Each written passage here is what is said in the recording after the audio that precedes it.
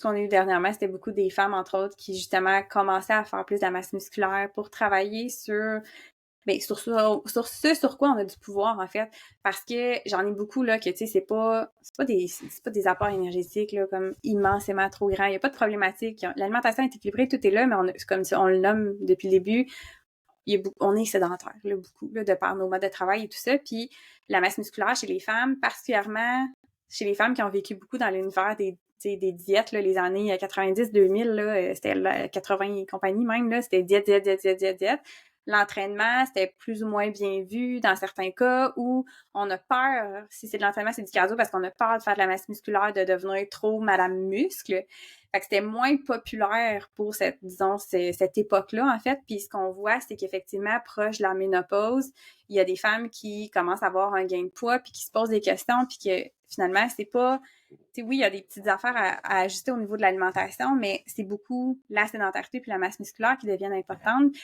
Puis c'est là que la balance est plus vraiment intéressante. Fait que c'est sûr que ces femmes-là qui ont toujours focusé beaucoup sur la balance, ça peut être un peu libérateur de s'en éloigner un petit peu plus puis d'aller chercher des mesures qui sont plus objectives pour voir, mais ça se peut là qu'en prenant de la masse musculaire, mon poids, il baisse pas bien sa balance, ça se peut même qu'il augmente une petite affaire, mais ma composition corporelle, elle peut faire comme complètement différent.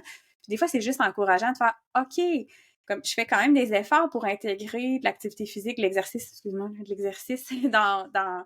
dans ma semaine pour aller chercher une masse musculaire. Puis je peux trouver ça décourageant de pas voir l'effet sur la balance, mais quand on se détache un peu de ça puis qu'on va chercher d'autres données qui sont plus précises, là, ça peut faire comme « Ah, mais OK, ma masse musculaire, elle change, elle augmente. » Puis au détriment finalement de ma masse grasse. Puis là, ça peut donner un petit push de plus. Puis tu sais, c'est pas quelque chose qu'on va faire nécessairement avec quelqu'un qui aime pas ça se peser puis que on n'est pas dans l'imposition, encore une fois, là. C'est juste quelqu'un qui l'utilise déjà, ben on va l'utiliser plus intelligemment d'une autre façon avec des données.